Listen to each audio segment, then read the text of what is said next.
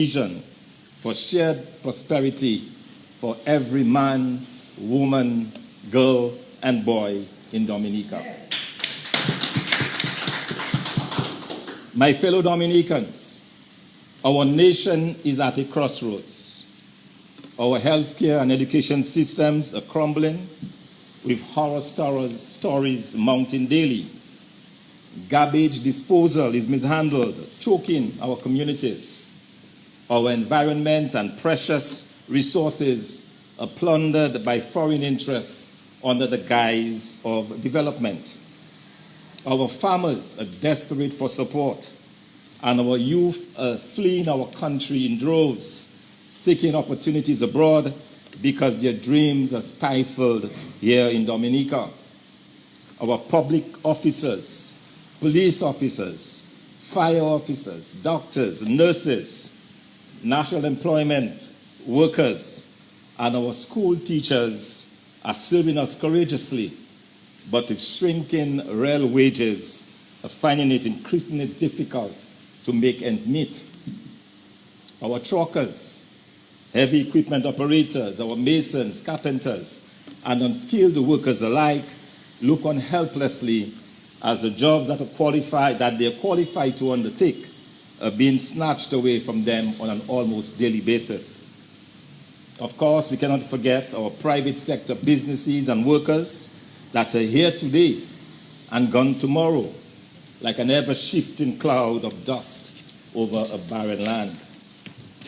The cost of groceries, electricity, internet, they're all so high that all of us are crying on an almost daily basis for help.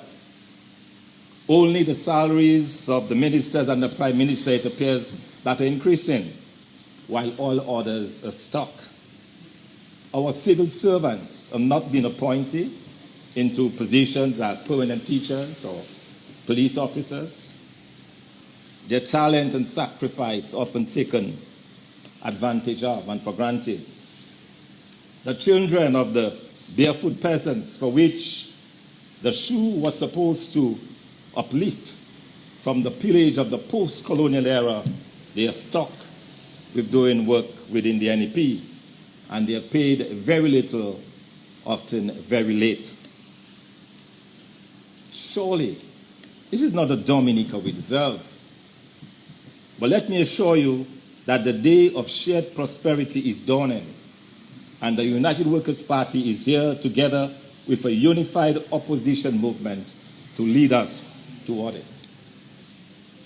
The United Workers' Party Team Dominica has faced immense challenges to reach this moment. We have navigated internal leadership transitions and relentless attacks from a corrupt government determined to silence opposition voices. Our leaders and members have been arrested and thrown into jail and before the courts, but this has only strengthened our resolve. But the night of weeping is over, and the joy of a new dawn bringing in the better days is quickly approaching. Amen. We are over the worst, and today I declare that the United Workers' Party Team Dominica is united and ready to deliver on the vision of shared prosperity for all of Dominica.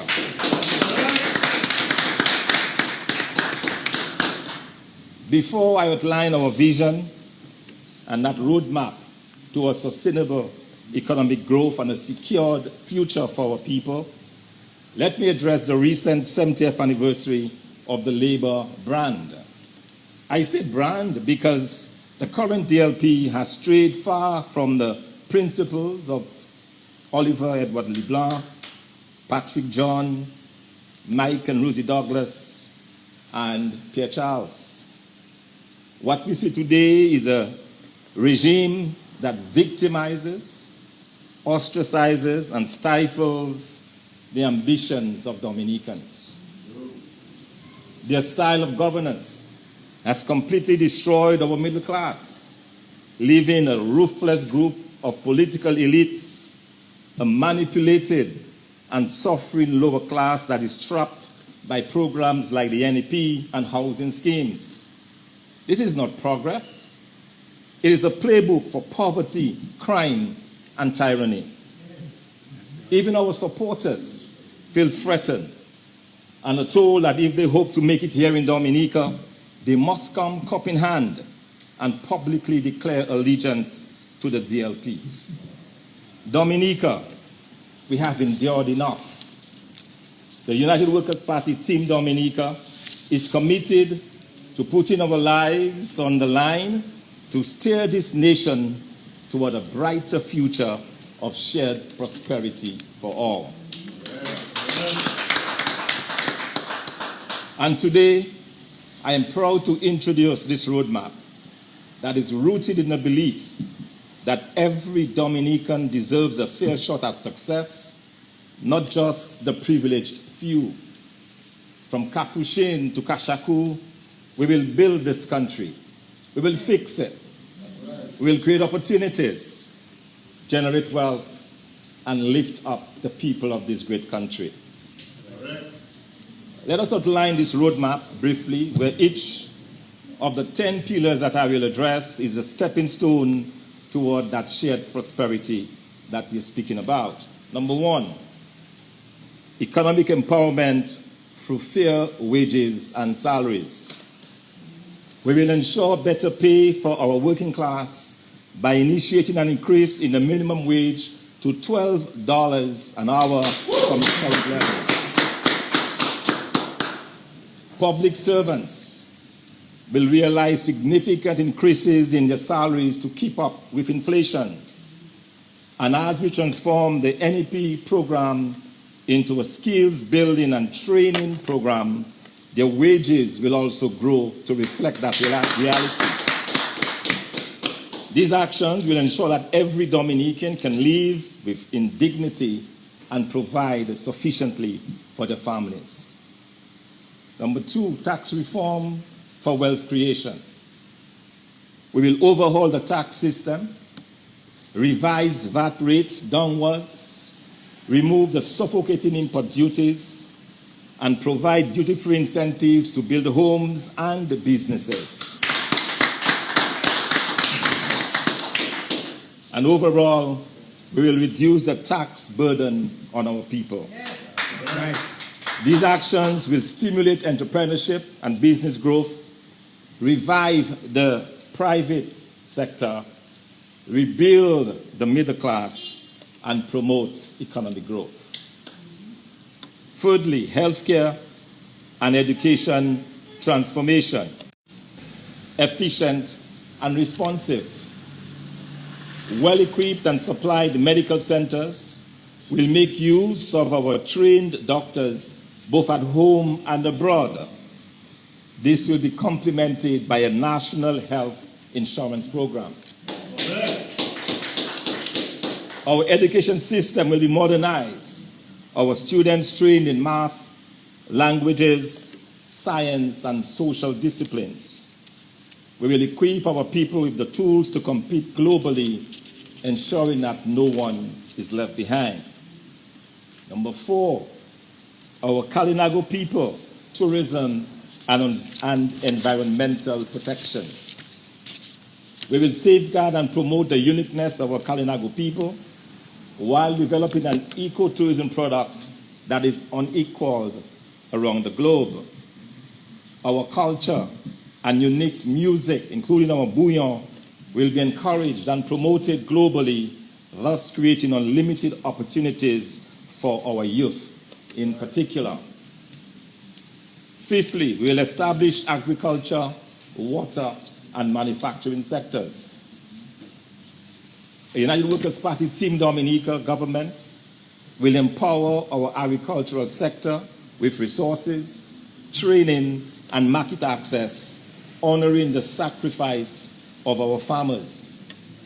New job opportunities will be created through the development of a strong agro-processing sector and revamping of our essential oils industry. Our rural communities will flourish and grow again as we build the factories and required infrastructure. New avenues will be sourced to access and export our water across the globe. Our fishing industry will be resurrected and strengthened to develop a canning fish industry. All of that will translate to more jobs, more opportunities, and more ways to share in the prosperity. Youth opportunity and retention. Number 6, we'll create opportunities for wealth creation to keep our youth in Dominica by fostering innovation and entrepreneurship.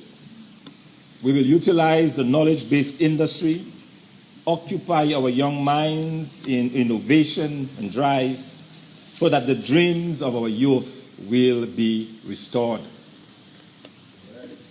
Infrastructure for progress. From proper waste management to modernized public services, we will invest in infrastructure that uplifts every community.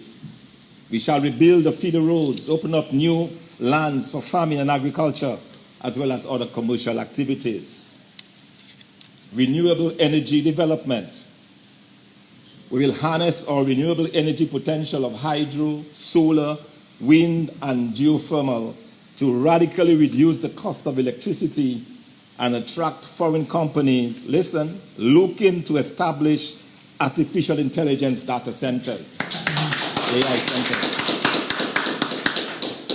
Our cheap electricity generation will also be a magnet for companies to set up additional factories and manufacturing operations here in Dominica. We will become the center of manufacturing because of our cheap energy that we'll make available to the rest of the world. Social equity and inclusion. We will dismantle manipulative policies and build a society where every Dominican has a voice and a stake. Our elderly and those vulnerable among us will be cared for and cherished. We will establish a welfare system that is separate from political interference and built solely on need. And finally, transparent governance. We will root out corruption and establish a government that serves the people and that is accountable to them at all times. No more cocoa macaque and utterances of none of your damn business. That's correct. We will be a responsible government that is answerable to the people of this country, who will be treated with dignity and respect at all times. My fellow Dominicans, these 10 pillars are not mere promises. They are our solemn commitment to you, the people of Dominica, grounded in faith and action. They represent a vision of shared prosperity where no one is left behind and every citizen can thrive and achieve. Indeed, the time for collective prosperity is knocking at our doors, our minds, and in our hearts. In the coming days and weeks, we will take this message and vision to the people across this beautiful land of ours and also in the diaspora. We firmly believe that there is a great role to be played by our people who happen to be living overseas in building on this vision. Yes, for you that are listening now in the diaspora, we want you to return to your country, to retire, to set up businesses, and otherwise to contribute to this vision. On Thursday, and starting this week, we meet with the people of the Rosenhoff constituency at the Fonkole Community Center, and that begins at 6:30 p.m. But before this meeting at 6:30 p.m., we would like to invite you to join us on the ground there in Fonkole from 1 o'clock. And in the Rosenhoff constituency, as we begin to share this message in every home, in every hamlet, in every village, in every town, in all of Dominica.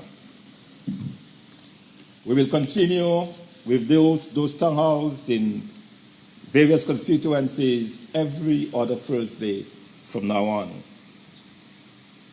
We are ready, Dominica. We are united. We are committed, and we will succeed. Yes. So let me tell you in closing that the United Workers' Party, Team Dominica, we are ready to lead with courage, with integrity and action. Together, we shall rebuild our nation into one where opportunity flourishes, dreams are realized, and prosperity is shared by all. Join us, Dominica, on this journey. Let's take back our country and build Dominica to the point that we believe it should be and that we all deserve. Thank you, and God bless you.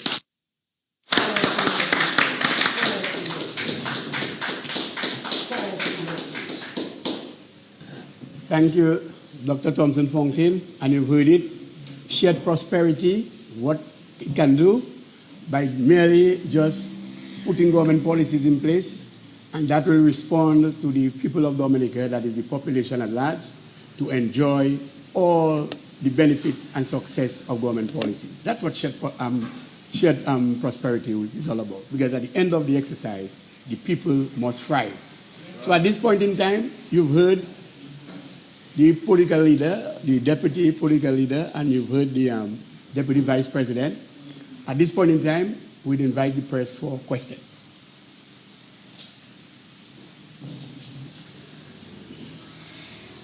Yeah, my question obviously is for Dr. Fontaine.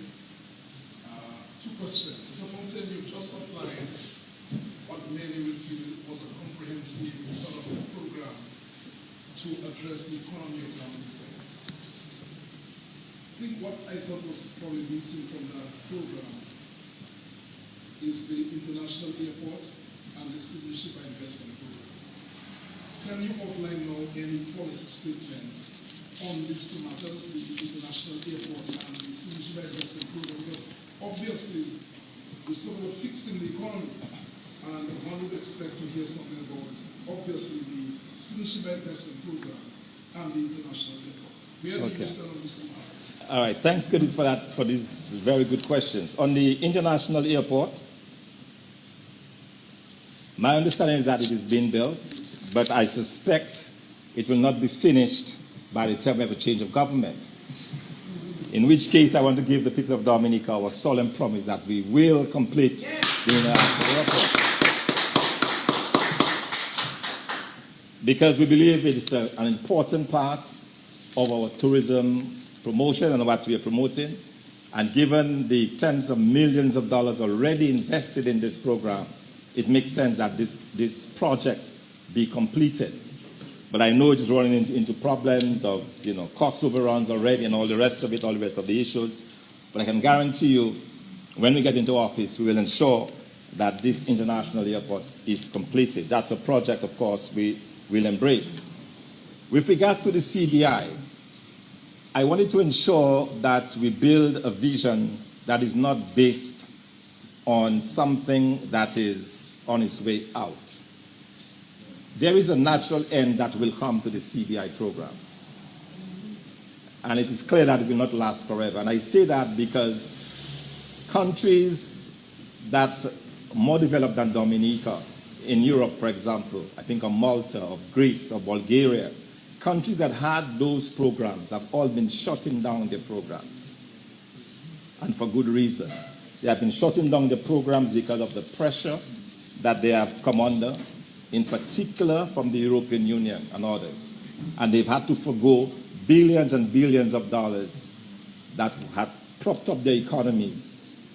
So I suspect that this same thing is going to come to us. Already we are at a stage where we have almost as many holders of Dominican passports under this program as there are natural-born Dominicans. So that is also a cause of concern. So it tells me that at some point this program is going to come to an end. So it makes sense that any plan, any vision for Dominica should consider the CBI not as a central part of that vision, but as bring it in at the point where it can contribute. So it's not that we are not interested in the CBI program, but we do believe that it has probably it is coming very soon to its conclusion. But we are firm in the belief that if we develop our water industries, if we develop our agriculture, develop our tourism, our manufacturing sectors, we will have no need for a CBI program, because these monies will be generated, will be going directly into the pockets of the Dominican public. Every single person will be sharing, because you will notice that we have generated millions of dollars in the CBI program. But how many Dominicans can boast of having received a cool out from this? How many Dominicans can boast of having received a few dollars directly from the CBI? But if we focus on tourism, on agriculture, on manufacturing, that is money that will go directly into the pockets of every single Dominican. And here is where the prosperity begins. Here is where being able to meet your bills, take care of your family, and feel proud to be a Dominican begins to happen. Dr. Fontaine, in 2024, you addressed the United Progressive Party of Antigua's conference. Now, what is the difference from Mia Motley coming to speak to the Labour Party in Dominica? She being the current chair of CARICOM does not take from the fact that she is a leader of a political party. I wanted to address that. Also, you spoke about a unified opposition, but yet still there seem to be infighting within the ranks and file of the political party. You assume the post of political leader of the UWP for second time, gaining the popular votes. Yet it appears that some persons in the party are not happy and are bent on undermining you. How long do you intend to stay in such an organization that is not appreciative of you? I'm going to start with that last question first, because it's an easy one. You know, Kala, let me assure you that I'm in this not for myself. I'm in this struggle for the people of Dominica. I'm in this struggle because I believe that with a group of persons like myself who are committed to this country, who have sacrificed over many, many years. Look at our deputy political leader, a man who has sacrificed his youth for Dominica. They're all standing strong. They're all embracing my leadership. And we're all moving forward together. So it's not so much about me. And there is no question of living or moving away. If anything, my resolve is strengthened. If anything, I am more encouraged today than I was yesterday. And I'll be more encouraged tomorrow than I am today to continue to fight for those pillars that we spoke about. Because I can see in my view, I can see exactly where this country can get to. And I understand that the challenges, the infighting as you refer to it, the struggles that we have had to go through, that is all part of the process. You know, when iron is being proven, it's going through the fire, you know, it is heated, it is melted, it is shaped. That's exactly what is happening to us as a party. Yes. To ensure that at the end of the day, we are well positioned to be able to live this country. So in the midst of all of this, we are building character. We are building leaders so that if, God forbid, something happens to me, another person will carry on with it. And that is what this is all about. It's not about Thompson Fontaine, but it's about a United Workers' Party, Team Dominica, and a unified opposition that is determined to make change in this country. Now, with regard to Miss Mia Motley, my concern about Miss Mia Motley coming to Dominica is that she wears the hat of the chairperson of CARICOM. And she did not come to Dominica simply as the leader of the Barbados Labour Party. She came to Dominica wearing the hat of the leader of CARICOM, a leader who, by the way, would have had to make decisions such as bringing in RSS troops if the Prime Minister told her that we were under threat.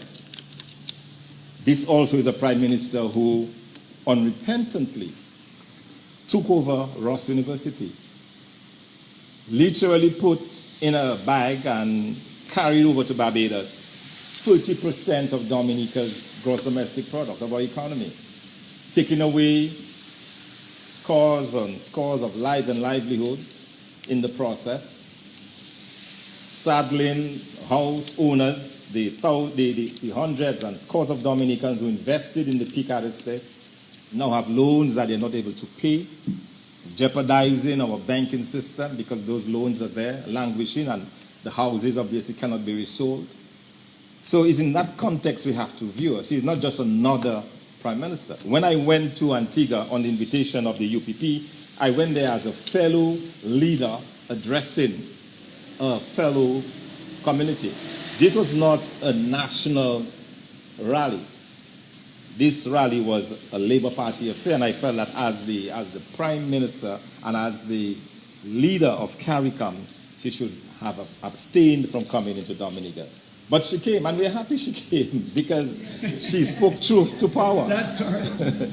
You know, she made it very clear to the prime minister that it is not acceptable that he should keep taking away jobs from the people of Dominica. So in that sense, you know, what was probably meant for another purpose turned out good. And I hope the prime minister got the message that was sent clearly from the prime minister of Barbados that things are not right in Dominica and that he needs to do better.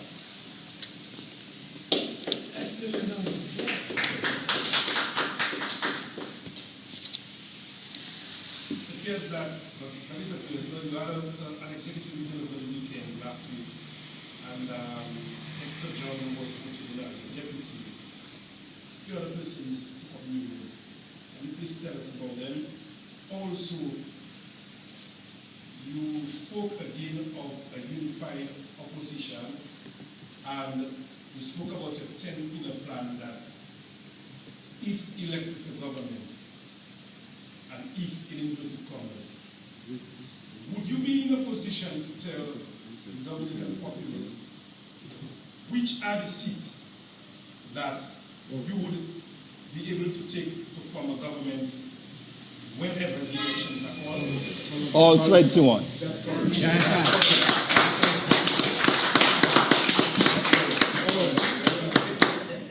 And I say that not in jest. I say that because I do believe that the people of Dominica, after 25 years of labor, are fed up. You know, and I think people are beginning to, their eyes are beginning to open up to the realities. That it's not so much about a party, but about leaders who can deliver. The Labour Party has not delivered for them. It is quite clear. And let me give you examples of this. Look at Granby. Granby has supported the Dominican Labour Party for many, many years. It took a United Workers' Party government to build a secondary school in Granby. And a few days ago, I was chatting to a young lady from Granby. And she says, well, we don't really favor the Workers' Party because they gave us a high school and they did not put all the wings on it. I said, and in 25 years, your Labour Party could not put the additional wing that was missing, but we built it for you in 4.5 years. That's correct. Why is it that over 25 years, no improvements, no additions, no nothing, and yet still you're complaining? So I think people understand that the Labour Party is not in the best interest of the people of Dominica. And even where they pretend to have strongholds, just take a walk. I mean, I can't pass by the Granby bus stop without being stopped and say, when are you coming to Granby? You need to come up and talk to our people. You know, it is clear to me that the Labour Party supporters in Dominica are fed up and they're looking increasingly to us in the opposition to bring that change to Dominica. And rightly so, because who can dispute a vision where everyone can now have an opportunity to find work, where our young people don't have to run overseas, where they can stay in Dominica, develop their talent, develop their skills, find good paying jobs, drive around in the car that they want, have the homes that they build themselves. Who can dispute this? And I believe at the end of the day, that vision that we have for the people of Dominica will filter through. And that's the reason why I said all 21. But I firmly believe that given the chance and given the rigorous activities that we are about to undertake in bringing this message and vision to the people of Dominica, that we will stand a chance of winning all 21 constituencies. And if in case we fall short, we will still form the government so that we can ensure that that vision goes forward. With regards to the party, yes, we had two individuals because we had two resignations previously. The public relations officer who resigned previously, and now she's been replaced by Soso Glenroy Coffey, who is our new acting PRO until our delegates conference, as well as we have our new deputy leader, Honorable Hector Staff John, who has replaced Mr. Delbert Paris. So the party, we are moving forward, we are moving ahead. Dr. Fontaine, will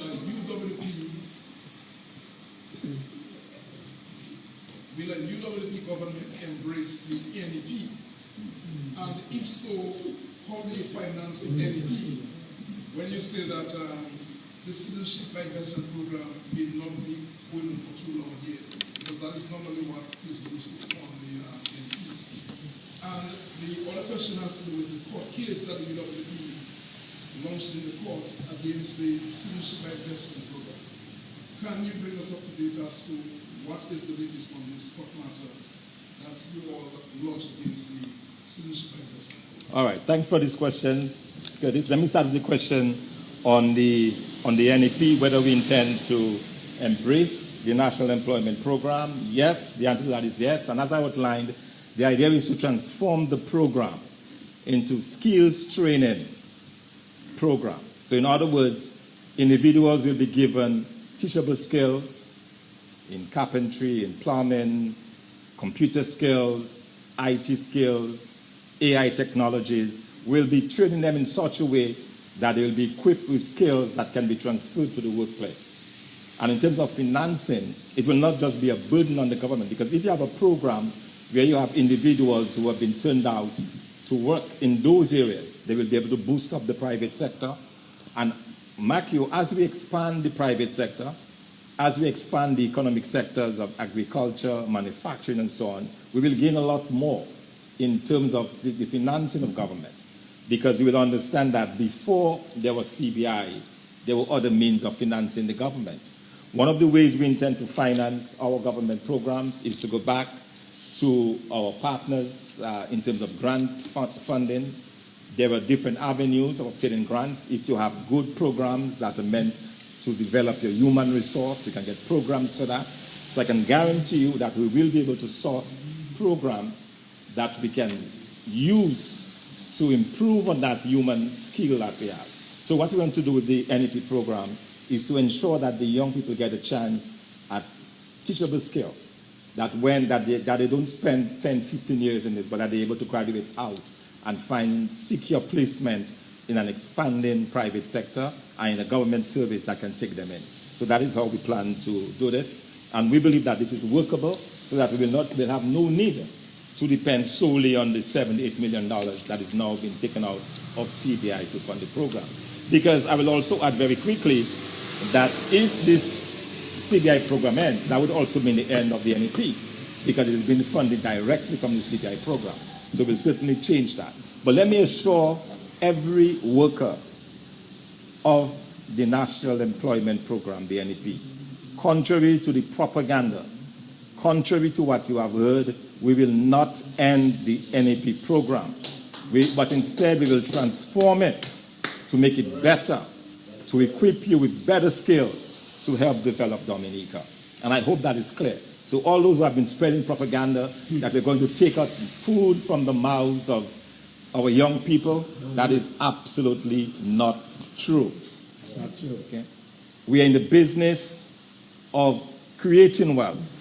We're in the business of encouraging prosperity, not mendicancy and not poverty.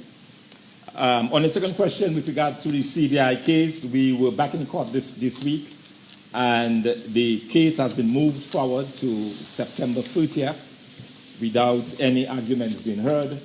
There were some motions that has to come from both our side and also the side of the government, and that will be submitted to the judge, and we are back in court on the 30th of September. to hear those motions. Are you still confident going forward with this matter taken to court? Oh yes, absolutely. Because bear in mind, what we are asking for is something that is in the Constitution. The Constitution clearly states that any monies that are generated by the government must come through the consolidated fund. So all we are asking the court to do is to compel the government to follow the Constitution. So we think that's an easy thing. You know, we're not asking for anything outlandish, just to follow the Constitution. The second thing that we're asking the court to do is to tell the people of Dominica what is in the contract with MEC. And again, I don't see anything wrong with that. Bear in mind, MMC, my apologies, MMC is in the process of utilizing millions and millions of revenue dollars from the sale of our passports. So it is only fair that the people of Dominica know what is contained in those contracts. So we are very confident that what is being asked, A, for the monies to be transferred from our funds, and also for the contracts of MMC to be made public, we believe that we will find favor in the courts, because that, after all, is in the best interest of the Dominican public. So we are doing this again, not because we want to stop the program, because bear in mind it was re-engineered under United Workers' Party in 1995. So it's not a question of stopping the program. It's a question of accountability, it's a question of transparency, but more importantly, it's a question of ensuring that the monies that is generated goes towards the development of our country. Yes, ma'am. Stop. Sure. Yes. Support to the NEP. The NEP started somewhere in 2013 when the United Workers' Party proposed creating 5,000 jobs for young Dominicans, and the government went that way. But Dr. Fontaine make a very important point about skills training. We have eliminated the JSP and other skills training areas. On several occasions in Parliament, I made recommendations to utilize the Nehemiah Comprehensive Secondary School building as a youth skills training center for young people, empowering young people in culinary arts and everything. So the United Workers' Party will look towards doing that. But if you create employment, self-employed, the private sector, public sector, you're going to reduce the amount of people on NEP. NEP is like a lifeline. No, if you're on NEP for the past 13 to now is what, 12 years. Right. You can take a loan. You cannot build. I started working in DBMC, and in 11 years, I bought my land and started building. That's right. But the young people now, 12 years, getting $600 or $800, and they can't do anything. So if we focus on empowering young people, training them in skills, they'll open the small businesses. Looking at the canning industry, bringing back the banana industry to a certain level, because the boat is still going to England every fortnight. Loading from St. Lucia, loading from Dominican Republic. That's right. The sea is still there, Mr. Charles. Whip deco is still ours. So we can open avenues. And Jamaica, I must say, was selling bananas to the UK as well. But Jamaica has moved into finished products, utilizing the same boat. So if you're looking at the can industry and other industries, we can utilize the boat to empower our people. There are other ways to empower the young people, moving them from the NEP, as you say, Mr. Fontaine said, Dr. Fontaine said. We're not destroying the NEP, but we're utilizing it to empower. See the amount of young people who came from overseas, who finished college with their degrees in Dominica State College, and they're by the road raking grass. A lot of our young women. So we're looking at empowering them, giving them that level of prosperity, shared prosperity, Dr. Fontaine, to move forward. And that was my small contribution on that.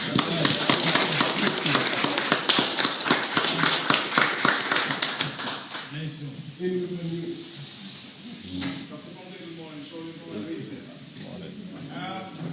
Doctor, it appears, or it is the fact that politics has become very transactional. So you need to give something to get something.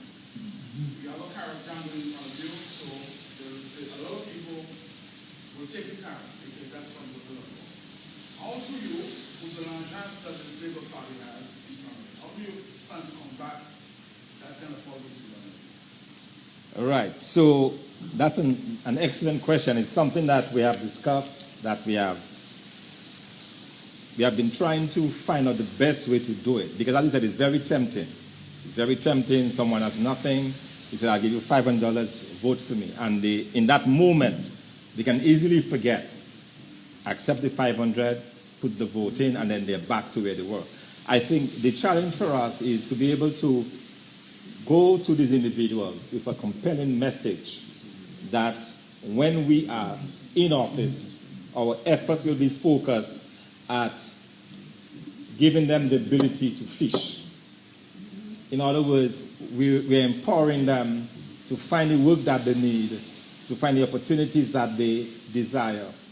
And in so doing, they don't have to have a one-time payout.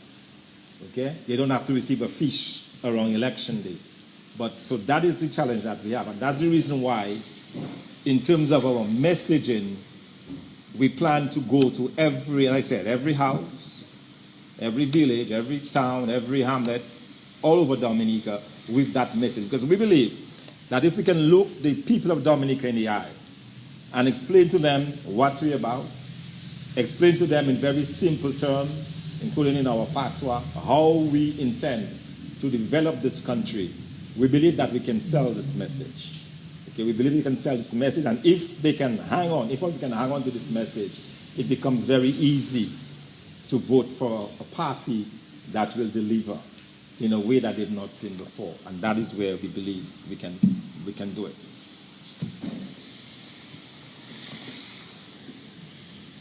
I'm listening to you, Dr. Fontaine, and talking about going to various hamlets and sending a message. However, the people are saying, you're coming to me, but you're fighting.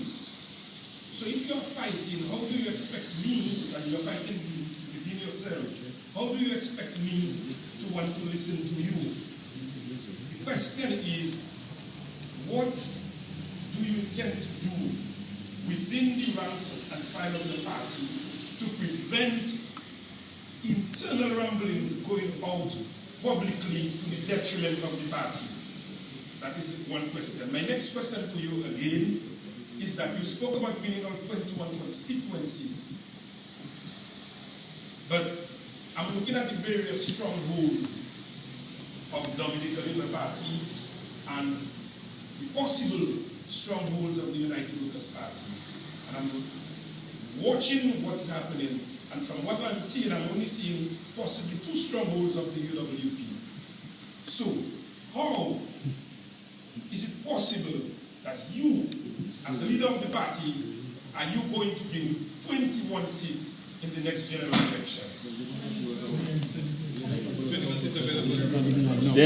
There are 21 seats, but Kalai, you also remember the 2014 elections, right?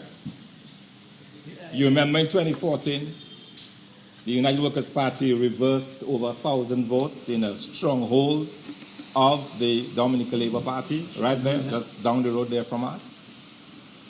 So it's possible, right? It has been done. We're not talking about something, a pie in the sky somewhere. We have demonstrated that with the dedicated effort on the ground, you can sway the votes. No one in Dominica ever thought that the United Workers Party would be able to win Roseau South in 2014. Yet over 1,000 voters who had voted the Labour Party voted for the United Workers Party. Joshua Francis. And Joshua Francis, yes. But what happened after?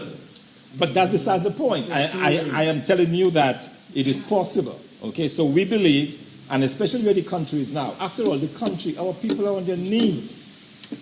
Our country is going nowhere. Agriculture is destroyed. Fishing is destroyed. People can hardly make ends meet. So in that atmosphere of hopelessness, we believe that by offering a vision that people can hang on to, we can make that difference. And it is quite possible. And for those of us, remember we said we're going out in faith. For those of us who believe all things are indeed possible. Amen. In fighting, Yes, that's a good question. You know, Carl, I will tell you, about a month ago, the leadership and the executive of the United Workers' Party, we had a retreat. And that retreat was one of self-inflection, a retreat where we agreed that, after all, we're in this not for our own making of our own reasons, but we are there because we believe that the United Workers' Party is the best alternative government for this country. And in that context, we agreed that let us minimize our egos. Let us set aside our differences. Let us ask each other's forgiveness, which is what we did. So I'm of the firm belief that based on what happened a month ago, we are continuing to build. It does not mean that we're not have squabbles. If tonight you're going past a house and you're, husband and wife arguing, you don't think that they're going to divorce the next day, right? It's just that sometimes you have your arguments and so on. The important thing is that we believe that we are in a place right now where those struggles, those challenges are behind us. As I said earlier, that's a thing of the past. Our focus now is on what we can do for the people of Dominica. Yes. And we have the skills, we have the people, and we have the desire to do it, and we will. You said it's something of the past, but you had a meeting this week. Yes. And the vibes was not positive. The former Prime Minister was going one way. But again, you are aware that the former Prime Minister was going one way. No, not one way. I am aware that the former Prime Minister was giving his honest opinion of what he felt, and that is what mature grown-ups do. When we meet together, we talk and we discuss. Yeah. That's it. But somehow to think that is a derailment of our spirit and of our desire is false. No, that's not going to segue us. We are stronger for it, Kalai. I told you about going through the fire. Iron can withstand centuries because it goes through the fire.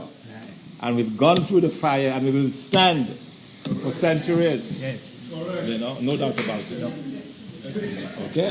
So thank you very much. We appreciate your questions. Thank you. Yes, we are winding down this proceeding, and you notice that this is a party of resilience. After 24 years, one would have expected us to have been out of what? Out of action. We are in action. We are even more fortified. We are even more united. We have shown resilience and will continue to show resilience. And I know Kalai asked 3 questions. I could have been asking 1 question, but he wanted his answer. But thanks, Kalai. But let me just say, as we wind down, I just would like to call on our General Secretary to give the vote of thanks.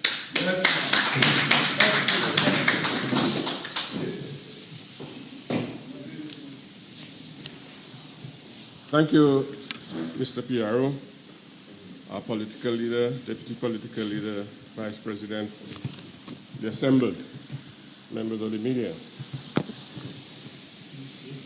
The United Workers' Party has just expressed its vision, shared prosperity for all Dominicans. Yes. And I think it's really opportune.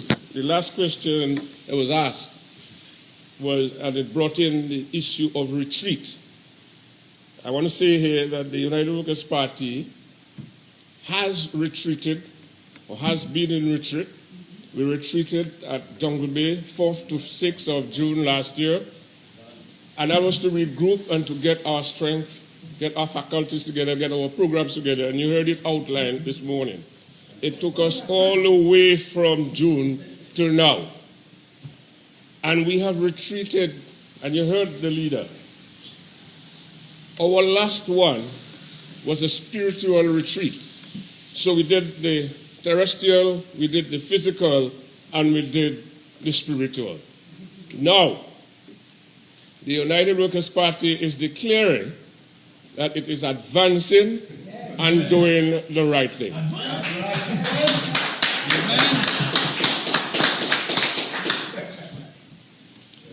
We shall advance and do the right thing as only the United Workers' Party knows how to do. That's correct. We will advance and do the right thing in fisheries and agriculture, an area that has been neglected. We will advance and do the right thing in the dispensation of justice in Dominica. It is too costly to achieve justice in Dominica presently, and it takes too long for us to get justice in Dominica. There are constitutional motions to have a court declare whether somebody was properly elected to be in our government. It takes 3 years for us to get a decision. That is what we retreated about to concentrate on, and now we are advancing and we are going to be doing the right thing on these matters. We will advance and do the right thing in sports and culture. And I just want to go back to one of the questions I was asked of the political leader about the international airport. I think really that question should not have come, because it is the United Workers' Party that presented all the technical information on the airport, purchased land, paid all the landholders, and secured a loan for the building and the construction of the international airport that this government abandoned and is doing all kind of foolishness and saying that no, we will continue the airport and we will do it as we had intended when we started. We will advance and do the right thing in returning integrity, accountability in governance. And finally, we will advance and do the right thing in changing the political system that governs us in Dominica. It is really insulting for us to be in a black country, led by black government, and supervising a governance structure that oppresses we who were oppressed, that suppresses, that takes away our dignity, that breeds hatred, enmity, and divisiveness in our community. We will advance and do the right thing and rid Dominica of that foolishness. For this, ladies and gentlemen, I say thank you for being here with us. Thank you, Mr. General Secretary, and I just want to wish everyone a good afternoon, and let me thank you for coming. And as we journey to our respective destinations, I just want to ask God's blessing upon each and every one of us. Thank you for coming, and you're always welcome.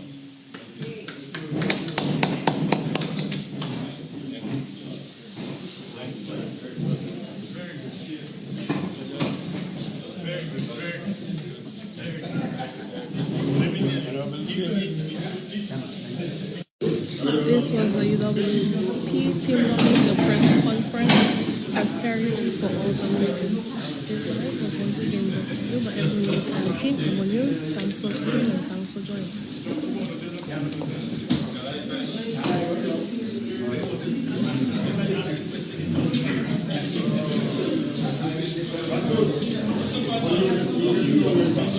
Yeah.